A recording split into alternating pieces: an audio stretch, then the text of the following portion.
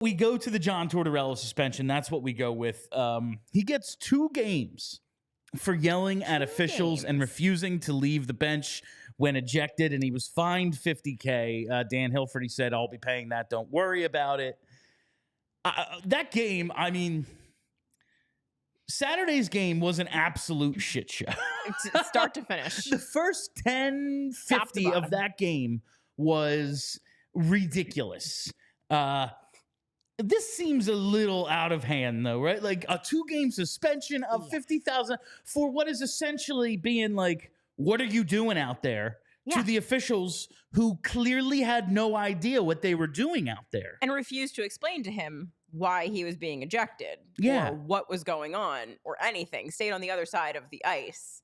Like a couple of cowards. Now, what was said on 32 Thoughts today was it was actually a rookie official who made some of these calls. And then when Tortorella started to go nuts, Wes McCauley then stepped in. Oh, great. Like, of all the, and he's what a hero. He's Cowboy Joe West, so he's gonna assert his authority whereas he sees fit. Yeah. I mean, listen, should you be abusing the officials verbally? Yes. No, I guess. I mean, I heard coaches in high school hockey say shit worse than fuck off after 3 bad calls in a row. I feel like Torts yells that at least 7-8 times a game. They show him mouthing that all the time.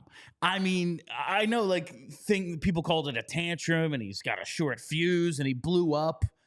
This has happened in every game this year, I feel like. With every coach. Yeah. And I was a little baffled by all the decisions. I think the thing that, to me, displayed how bad the officiating was in that game was the first call on Ronnie Attard, the phantom hold. Yeah.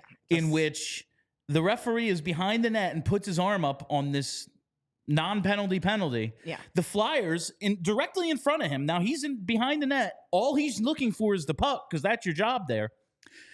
He's calling a penalty on the Flyers. They clear the puck. And he does not blow the whistle. He does nothing. Tampa got like another minute of delayed penalty time before they finally blow the whistle. And just so much weird stuff happened in that game. And Tortorella lost it. But like a 2-game suspension? It's really? Absurd. And I'm sure that it's like, repeat offender because he's been suspended before and he's been fined 1,000 times.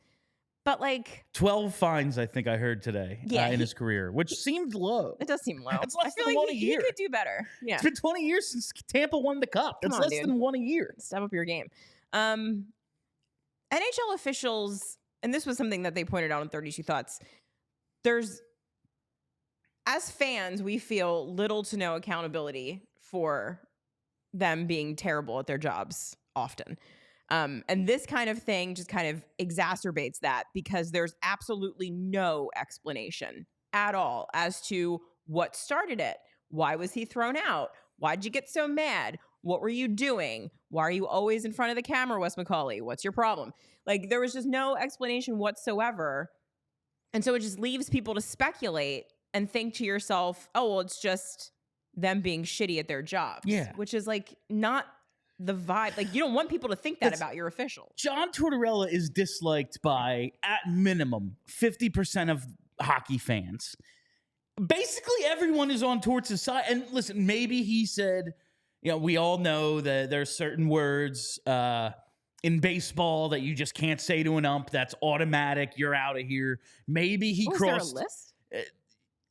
We'll talk about it off the air. There's certain shit you just can't say. Maybe he crossed one of those lines, and it's Wes McCauley. He's been doing it forever. It's Tortorella. I'm sure they've had words before, maybe this is possible that Tortorella went overboard. I mean, I could see it. It's within the realm of possibility, But without any sort of explanation, all of a sudden, John Tortorella, who is thought of as a bully and an asshole by everyone, is like, I don't know if he's wrong. No, he's the hero in this story. It's kind of weird almost that people are so on his side. And I just think of how the NBA does this thing called the 2-minute report. And in the final 2 minutes of games, they go back and watch the tape and break down all the calls and non-calls. and actually release it to the public and tell you what was right and what was wrong. It's That's something. incredible. This was called. It was called correctly. This wasn't called and should have been. This was called and shouldn't have been. It's wild. Imagine that in the NHL, where at the end of the game on Saturday, forget after the fact or a referee press conference, we're sitting there watching the game, and JJ's sitting there like, so the refs just aren't announcing the penalties anymore. Like, they just stopped telling us what was happening at the end of that game. They would just let us all to speculate. They weren't even telling the fans in the crowd. They were just like, yeah, we're not announcing the penalties. Good luck. It was the wildest thing I've seen in a long, long time. They're just allowed to regularly not do their jobs properly. And it's very frustrating because, especially when you know, thanks to Tim Peel, that they don't actually call the games fairly.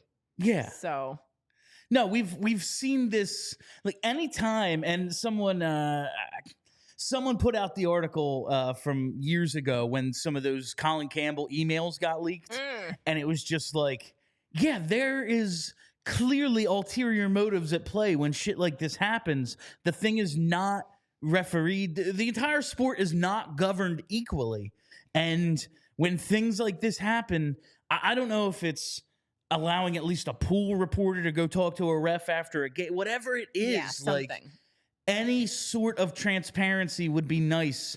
Like, at least with suspensions of the players. Yeah, you get those videos. They break down a video, and like, you can agree or disagree with their assessments, but it's like, this is our thinking, and all right, at least that's something.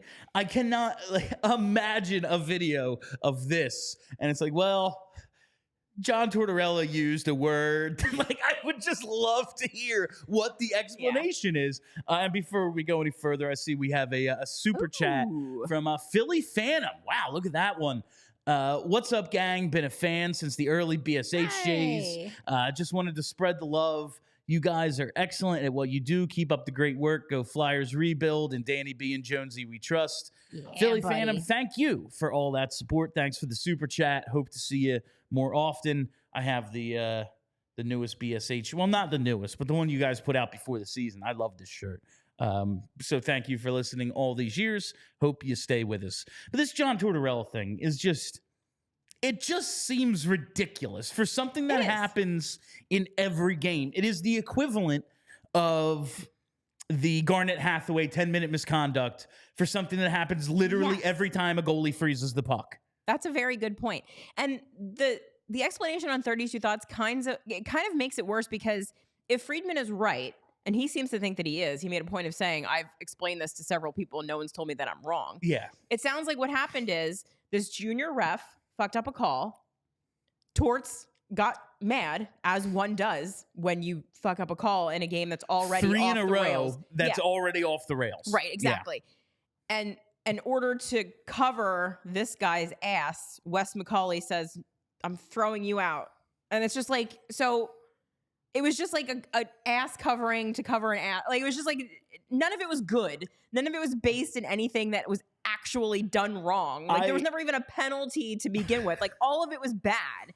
And all of this is just them covering their asses so that they don't have to make an explanation about what happened. Like, what, maybe I interpreted this wrong from Friedman. When he says, like, the situation got out of hand, to me, that is, they knew this young referee was just going to keep fucking up. And John Tortorella would have used the 60 minutes allotted to him to verbally and mentally abuse this guy. Part of the and so job, they just got rid of him to get ahead of that. Like, that's what it sounded like to me. I'm sure there'll be plenty more on this as the days go by here, and we hear more and more from John Tortorella and maybe the off season. But we all silly like the mayor.